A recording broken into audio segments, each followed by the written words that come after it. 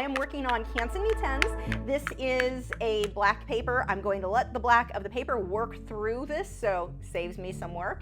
And I'm working on the smooth side. I used to always work on the rough side when I did Inktense or the charcoal, but it turns out that with Pan Pastel just sticks to everything really, really well. So I can work on the smooth side, which means when I start in with the colored pencil, it sticks really well. I am going to be using my soft tools, and the links for everything that I'm using are in the video description. This is a soft tool, kind of a rounded tip there, and I'm going to just get started on the owl. Now I am going to pull black back over the background, but I'm going to start with the owl first. And the reason that I'm going to put black on top of the black, one, it's super fast, but that way if I get any smudges for my fingers or anything like that, it's just going to go away. The reason that I need the Spectrafix is once I get my layer of Pan Pastel down, I want to put a coat of that on to kind of seal it better, so then I can go on top with the colored pencil without just knocking and smudging the Pan Pastels all over. So I'm going to start with his eye. Now, the reference photo, which you can download over on my website, link is in the video description. His eye is more brown. I'm going to go with a little bit more of a golden tone just for the eye. This has a little bit of cream mixed in because it was already on that brush. Let's reload and add some more. Now, if everything isn't perfectly clean or detailed, it doesn't really matter because I'm going to go over and get the finer, more refined, that's not redundant, details in just a moment. And actually, this color looks really good on the black. Let's pull a bunch of this back here for the feathers. Now, obviously, these are not going to be exact, but I do want them to go in the right location. I don't care if the feathers are exact to the reference photo, as long as they are going in that right direction. So you don't want to, and this is a problem that a lot of people have when they're doing feathers, fur, hair. They'll make a couple of brush strokes and it looks good. It looks like fur or feathers or whatever it is they're doing. And so they repeat that same brush stroke again and again and again. And now it's so uniform, it no longer looks realistic. It's just sloppy.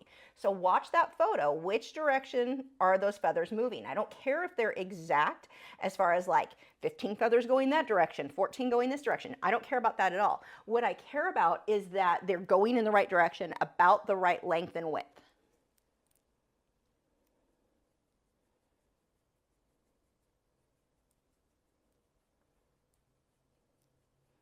Now, another tip, when you draw out your work, what I like to do is make sure that it's going to fit the size I wanted. So like this is a 5x7, which is a standard size. I want it to fit in a 5x7 frame, which makes the overall matte, or 5x7 matte, the overall matte size. The outer edge will be 8x10, the inside is 5x7. So what I do is make sure when I draw it that it's going to fit right within that. And this one actually, whoever, if you bid on this and win this one, you are going to get a black matte, not the ugly white matte. This is just so I can make sure my sizing is right. But you want to try to, if possible, if you can stay within standard size. Now, I'm not saying restrict your work because sometimes it's just going to look better to have this weird, super long abs, like weird shape, abnormal shape. That's fine. But in something like this, I'm not going for a unique dimension here. So why not go with something that's standard that is easy for the customer to frame? So, or in my case, matte. So there we go. Just something that you want to think about when you are drawing everything out and figuring out the size that you want. Now, how did I make sure that this stayed the exact size I needed? I had everything pre-drawn out and used a projector to project it onto the paper in the size that I wanted, and I held the mat there to make sure it was like exact where I wanted positioned. So it just gives me a lot of control. Another thing that you can do is if you want to trace things, like even if you want to freehand it on another piece of paper, but then I would put it on the computer monitor and shrink it down to the exact measurements I want and then trace that and use transfer paper to transfer it onto the paper. It gives you clean lines and a lot of control to make sure your sizing is exactly right.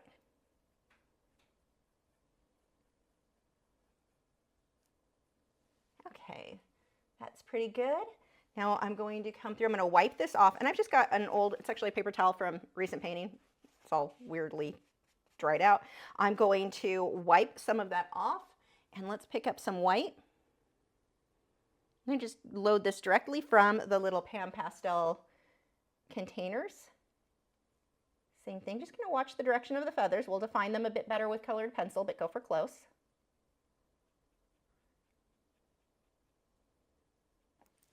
Reload that.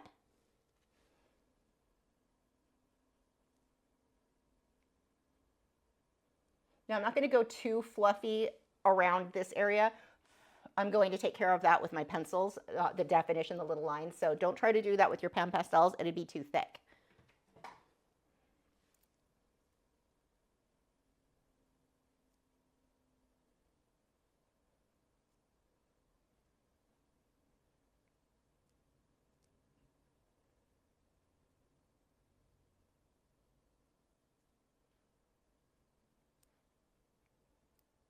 This is kind of gray, so I'm just going to let the white fade out so that the black is showing through, and I don't even have to mix gray. It's just working out that way. Ow. That was my elbow. Past tense. Okay, we've got his nose. I'm not even going to do, oh, I lied, I am. I have to be careful. I'm not going to worry about the edge of the beak. I'll clean that up with the colored pencil, but I don't want to go outside the edge there, so we'll just leave that like that. And let's get some browns. I lied, I'm going with black so that I can put brown on top when I get in here, and then I'm going to use the black while it's on the brush, let that blend so I get that soft transition.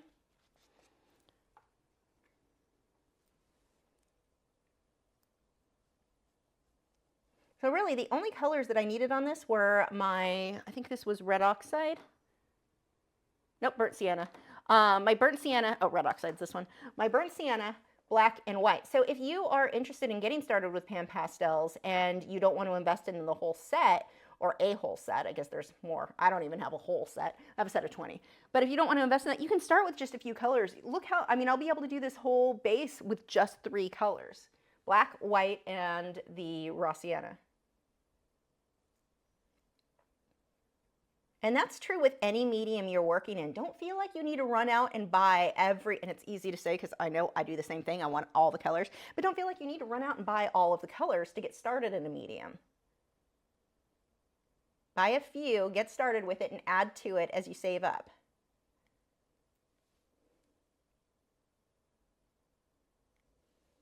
He looks really disgusted with life right now.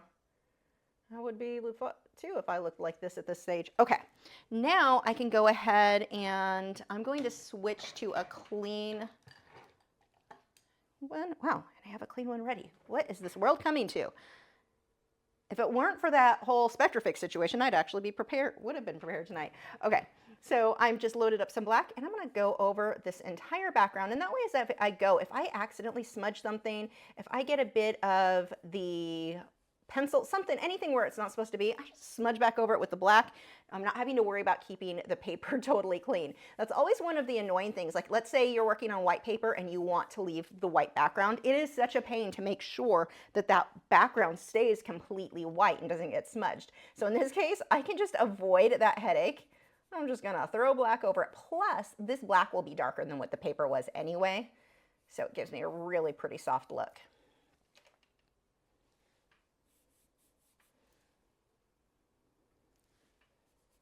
You can see I don't really care what direction I'm going in. I'll smooth it out after I get some of this product just loaded onto the paper.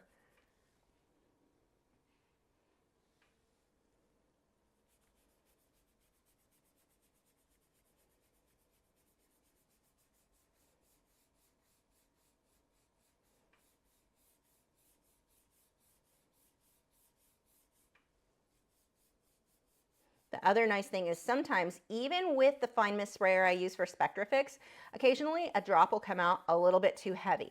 If I'm on just the black paper, sometimes that'll leave a mark here. If it leaves a mark, again, I just smudge right over it, problem solved. So lots of benefits to going this route. Okay, that's really all I need. Oh, I lied. I'm gonna pull some back over here. I want that to fade out better.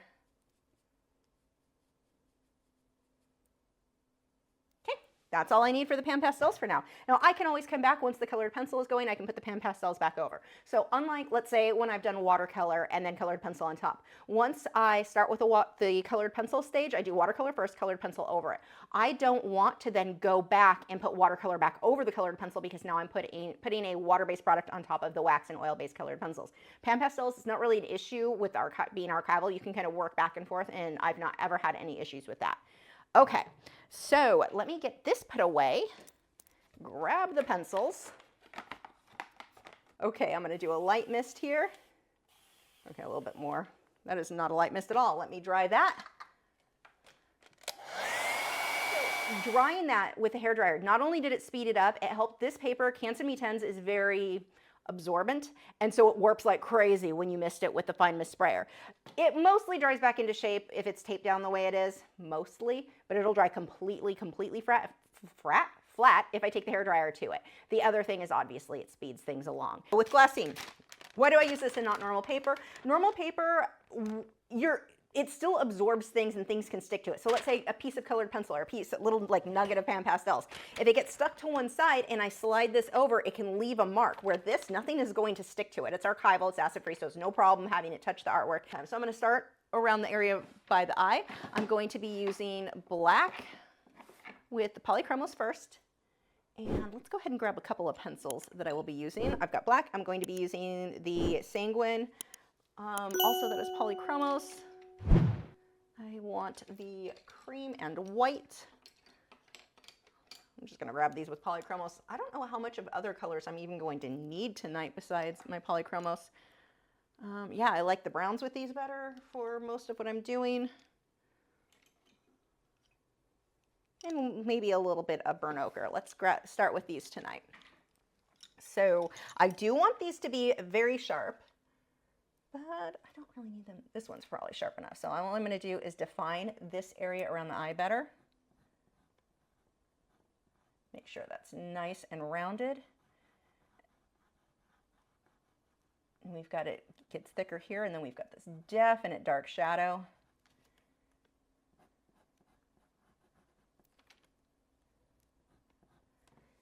And now I'm going to sharpen this pencil. I'm going to use the white polychromos. I may need gray too. Let me grab that one. This one is the cold gray. Yeah, that'll be better for the detail right around the eye here. Got a little bit of a lighter area on this. I'm going to switch to white. Now I'm going to make the shine on the eye a bit more curved. On the reference photo, it's just a dot, like there's one light. I don't like that look, so we're going to make ours a little bit more defined. We've got some detailing in the eye. We're going to follow that around. And this one is the Sanguine. And any of my pencils would really work fine with this. I'm going with the polychromos just because they're going to sharpen to a finer point, and I don't necessarily need anything super opaque going over the pan pastels. Using a little bit of brown on the edges. And look how just darkening right in these corners right here and here, that gives the eye so much more dimension. I need to make sure this is shaped the way I want. And then the black in the center needs to come way down.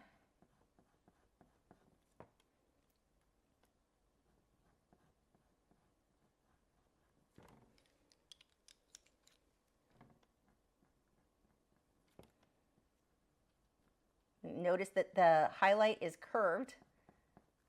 This will help give that the eye a more three-dimensional look than just being a flat dot or line. A few more little details in here.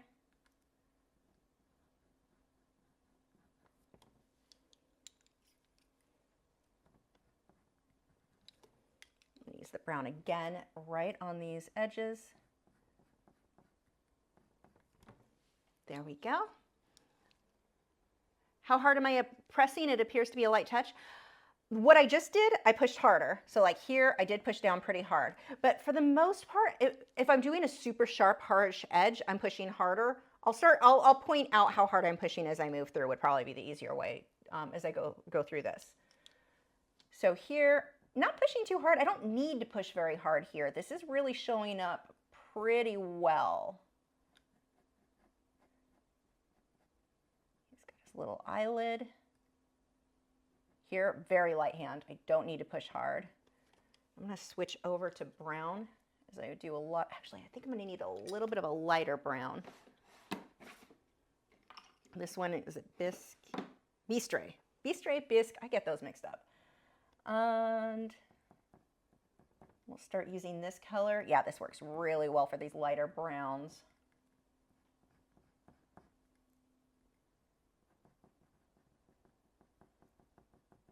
Watching the direction of these feathers, and I'm just working my way out around the eye. So instead of going, okay, I've got this sanguine color, I'm going to put pencil down everywhere where sanguine is, I'm going to put it down now. You will lose your place and your artwork is going to look terrible. Pick one area. It doesn't matter what area. I could start with a beak. I could start with a random feather off here. Pick one area and just work your way out. Focus on one zone at a time. If you're trying to jump around too much, now at the end I'll jump around doing little touch-ups here and there, but when you're first getting started in a piece, focus on that one little area and work your way out. So I've got black. We've got these feathers here sticking out. Got a lot of the longer ones with the black, so we'll get these in. You can see why we needed that white or gray down first. If I didn't, then these black lines really wouldn't show. We've also got some of the gray that will come out over the beak, so I'll switch to gray here. And I want to touch up the beak. Get that nice harsh edge. I'm pushing pretty decently hard there and very hard here. It always amazes me how well white polychromos show up on top of pan pastels and Inktense and MeWe, because it is not the most opaque when you go over other colored pencils, but man, is it wonderful for these. Now this line here is too white all the way down. I'm going to switch to gray, pull that up, and then soften that line right in here, overlapping the white just a bit. And I'm going to switch over to black because I really want the tip of that beak just to fade out a bit.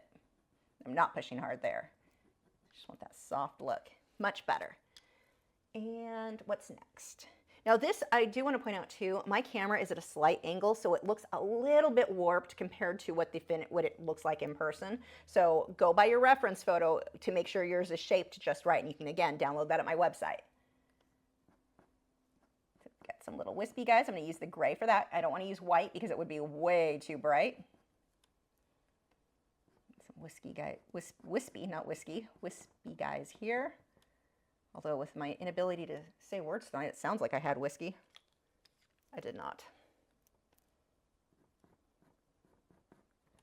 Okay, and I want to work back in this area here, start focusing more there.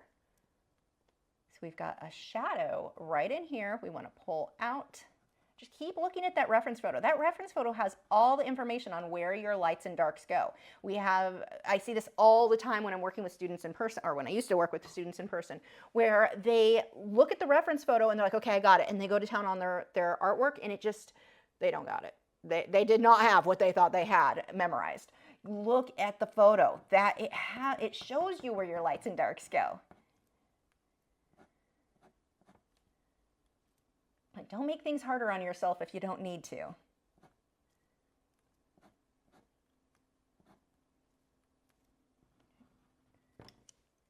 Got a little bit of the sanguine right on the inside of the nostril there. What do we need next? I'm going to do a little bit of white highlighting in here, not too crazy, right in between some of the black. Okay, and as I come up here, I want to make this fade nicer, right between the white and into the area we were just working.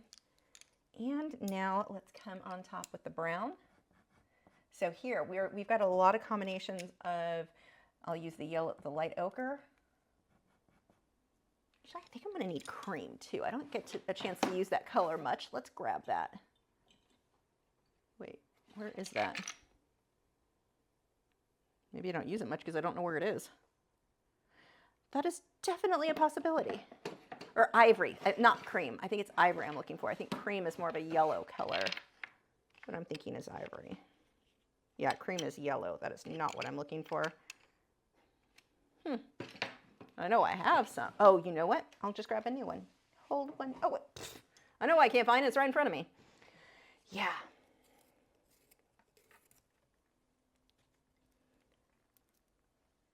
And if you don't have pan pastels, you can do this just with colored pencil. You're just going to spend a little bit more time getting your base layers in there. So this is the cream. The pan pastel makes things way faster. but that doesn't mean you can't do it without.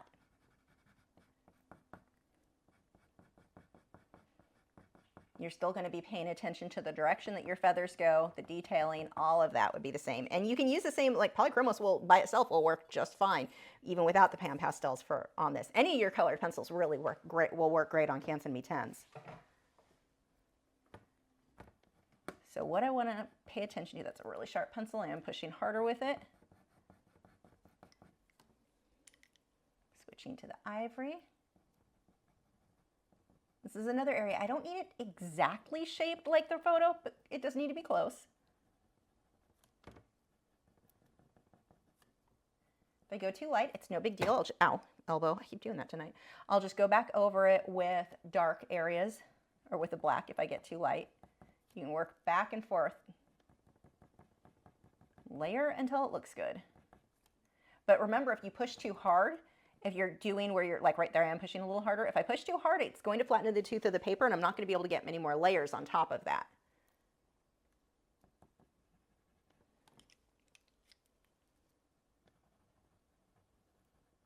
And a lot of what I'm doing, I'm working with the feathers that I did with the pan pastels. Why make more work for myself? I can, every one of those pencils or brush strokes I made with the pan pastel, turn that into a clump of feathers. I don't need to create new clumps of feathers, if that makes sense. So, and I'm going to go back and forth with the sanguine and the yellow ochre. Yellow ochre or yellow oxide? Which did I say it was? Yellow ochre. No, burnt ochre. It was neither, none of those things. But I'm going back and forth with that because I do want the variation between that, the ivory. We'll get some brown in there. Again, I'm working with the feathers that I created, these clumps. See how I'm just defining better what's already there. I'm not creating new ones. Using my own arm like a maul stick because I don't want to move I need to rest my hand. So what I'm doing, I've got one hand on the easel and my other hand here to steady it so that I don't have to move the glassine for this area.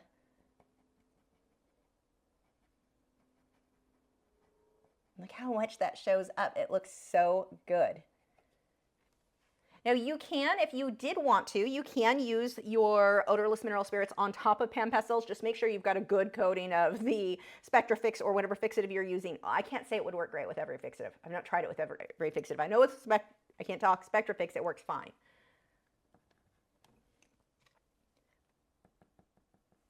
If you don't have enough Spectrafix and you go over it with OMS, you start creating a bit of a paste. It's not cute. I mean, you can fix it. It doesn't ruin anything. It just doesn't look good until you fix it. And by fix it, I mean do it, work on top of it until it looks good again. I'm going to use the ivory to pull these white feathers out. God, he is already looking good. I should just do owls all the time. See how, again, just working with the feathers that I previously did. Now, you know, I was saying, focus on one little area, don't jump around too much. Okay, yeah, but when I get farther away from the subject out to the edges, I break my own rule and I can be a little bit sloppier and not worry so much about it. And I'm going to make sure those highlights are closer to the face. Actually, let's move into this area now. I'm going to use the Bistre. I can't say the words.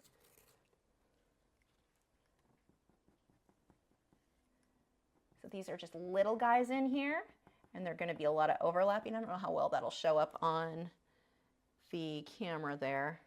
Let me see if I can zoom that in a bit for you.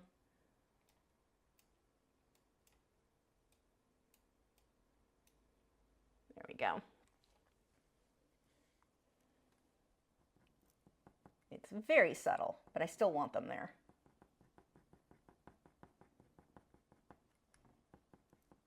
See, they keep changing direction here. We've got them a little bit longer.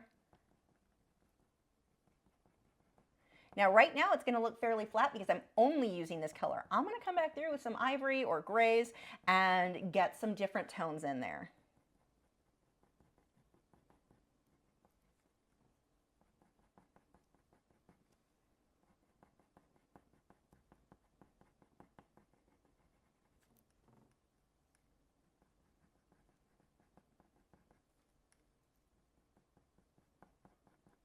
So you can, they just keep changing direction.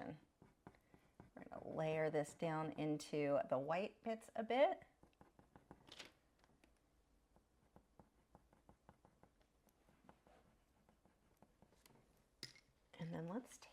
let's start creating. I should have had a few more feathers down here.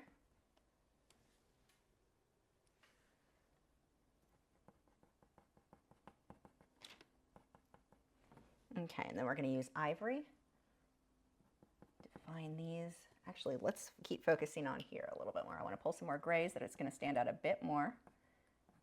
Not everywhere. I don't want to cover all of it. I just want to get some variation. So it's not just flat brown everywhere. This is basically working like my little highlights without it being too in your face. What is this big empty clump? What did I do here? I guess we can do it with gray first. Missing a whole section there. Sorry, buddy. You had a bald spot. But here there's shampoos for that. Or apparently white colored pencils.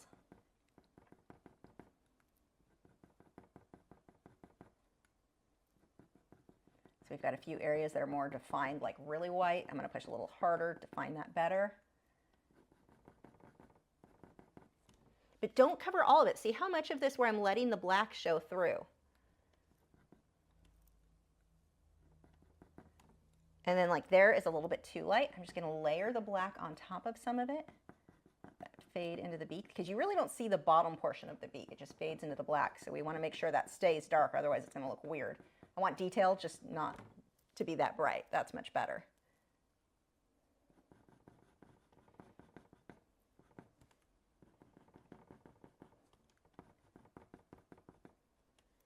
And then we can use the white as well. We start getting out here some little guys. And this is why I didn't want to do all of that with pan pastels. I wouldn't be able to get that fine of detail with those. Pencils, however, can do that. This is just a medium pressure. I'm not pushing super hard.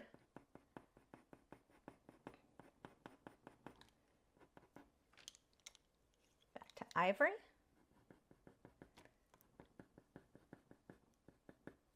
And I'm just constantly looking at the reference photo. And what I do for my setup, I've got a laptop, and that's what I used just for all my reference photos for years. And then I finally got a bigger computer monitor. I want to say that's a 27-inch. Is that a thing? And I mounted it to my wall. Before, when I lived in an apartment, and that would have been kind of a pain to mount to a wall, I had a shelf, like a cheap IKEA shelf, and I just sat on that next to my easel. But it's nice because I use a wireless mouse, and I can zoom in, I can zoom out. It makes it very easy, but I'm constantly looking up here at my reference photo as I work. And I like that better than printing the reference photo because the print never is as clear. Maybe I just don't have never get good printers, but also the ink is so expensive that I don't even want a good printer. So yeah, this is just way easier.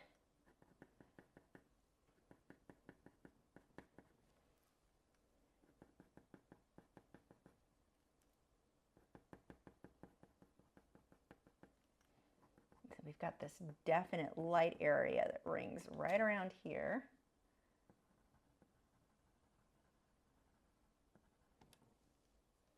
And we'll have some of that fade into the brown tones. I'm gonna get the white in there or I say white, the ivory first. We can put the beast or whatever over it.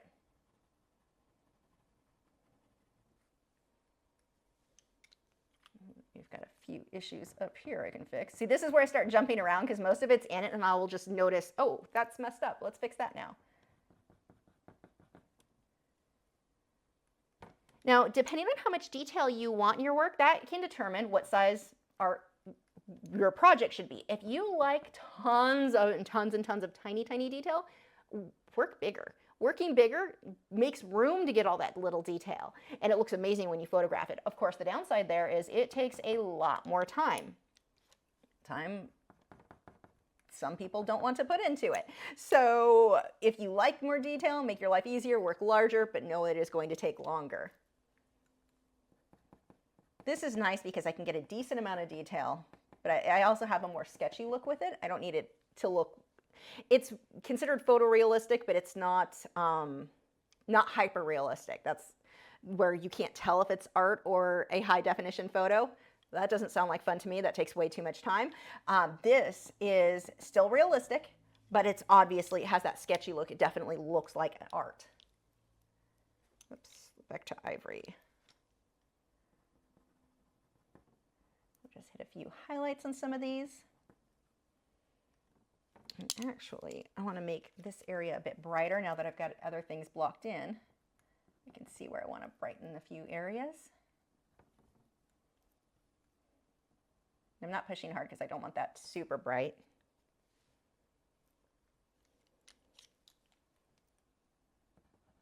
Here I'm pushing a bit harder because I do want that to stand out more. Now, one of the things I don't love, this camera has a tendency to make things look a little bit smoother than they do. This has a much lighter look. Let me show you on this camera.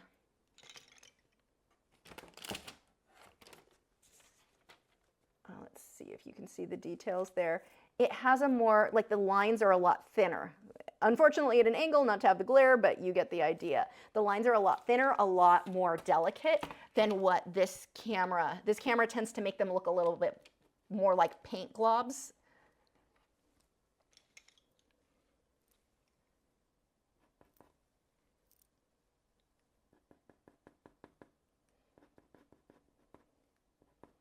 And I don't want too many highlights as I move my way out. I really want to keep the focus here.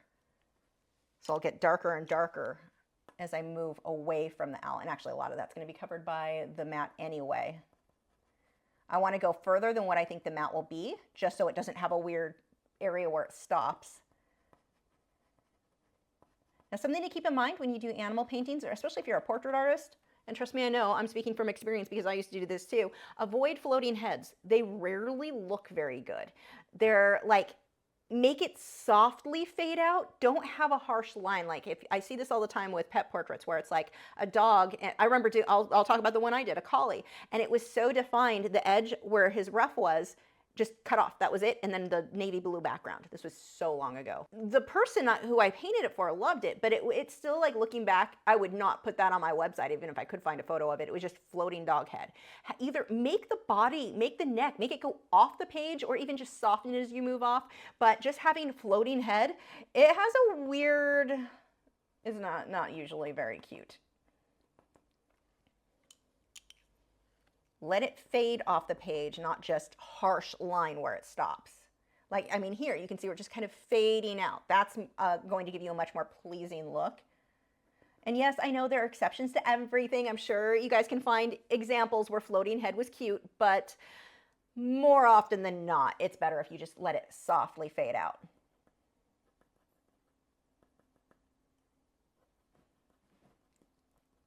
I'm not pushing very hard here because I don't want these lines super sharp. I don't want that. I want ivory. Just a few little highlights in here. I'm not pushing very hard, so it's not getting super dark. And by not pushing very hard, I mean it's barely touching the paper.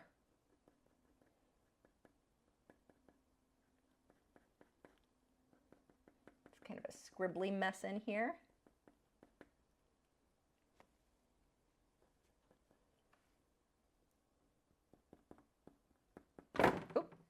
That scared me.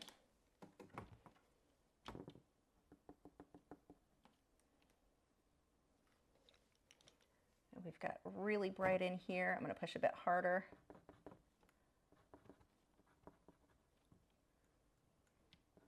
Really define those more.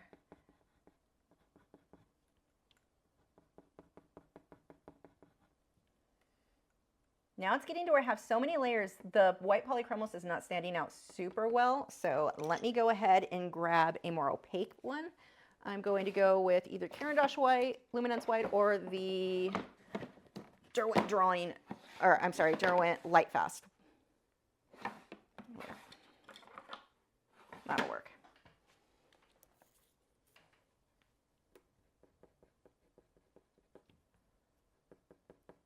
Just making that stand out a bit more in a few places.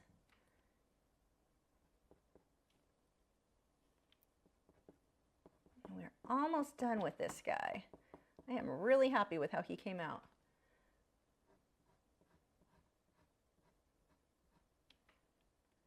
That wasn't quite rounded right. There we go.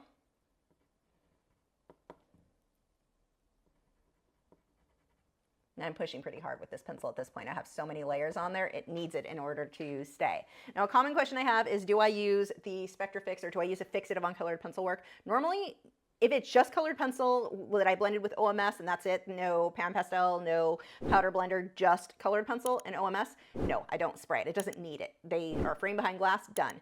If I'm working with powder blender, then I use brush and pencil. They make their final fixative. I use that. If I'm working with pan pastels, then I use the Spectrafix and a fine mist sprayer. But it's only because of the pan pastels. That's the part I'm trying to seal down. The colored pencils is not going anywhere. It doesn't need to be sealed with anything.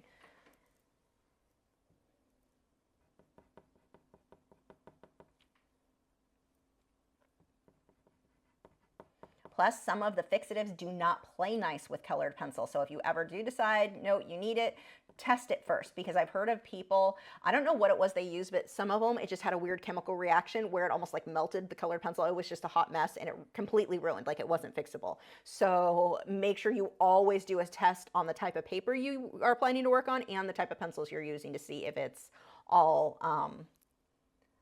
compatible.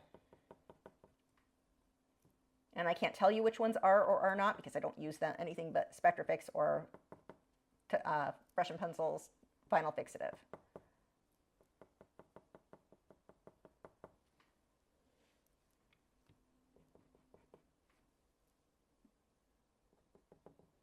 Just a few little things. We are almost done.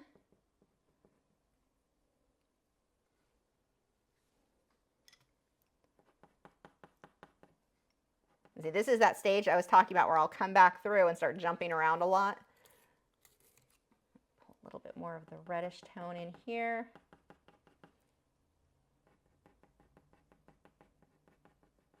And I'm just working with the feathers already there. I'm not inventing new ones. I want to keep them nice and soft. Some of these areas where it's smaller.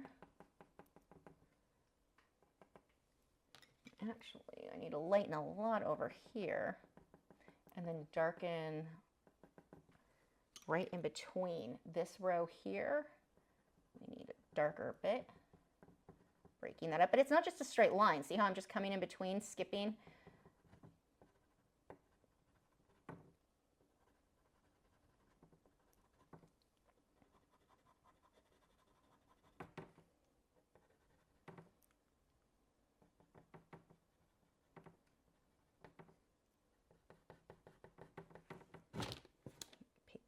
Hold that down so it doesn't move. I'm adding a decent amount of pressure here. So I start breaking some of this up with the black.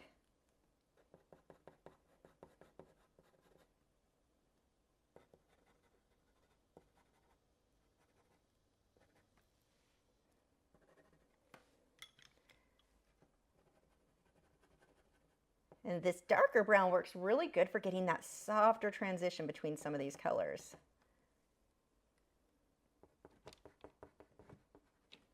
This is fun. I'm done early enough with this. I have some time to do those like more refined bits that I usually run out of time on.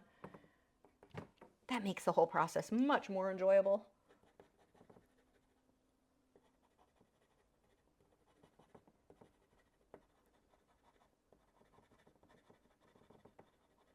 Just let those soften out.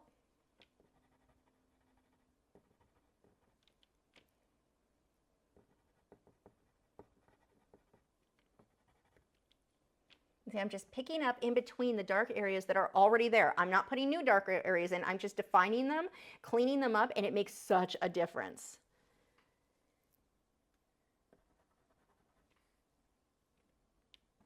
Like in here. Getting these darks dark enough, getting that high contrast will make such a huge impact in your work. You can put all the detail in the world you want, but if you don't have your values in there well, you don't have good contrast, it's not going to matter. Now, naturally, I would feel like signing the bottom corner. However, I know that's going to get cut off with a mat, so I always take a mat first, and let's figure out exactly where we want to do that. Also, I don't want to sign it with white if I'm going to put it down here, because it would be just this eyesore where your attention would be drawn to that corner. I want the attention to stay within the owl. I'll probably sign in the owl's feathers. So we put the mat up, figure out where we want that positioned. And again, this will come with a black mat, not this monstrosity. And Yeah, I prefer it here. Now, because I'm gonna go over the feathers, I am gonna use ivory. Move along, Lisa. There we go. Now I know where the signature, look how high up that needs to go. That's what I'm talking about, why you need to take your mat and figure out where that's going to go so it doesn't get cut off.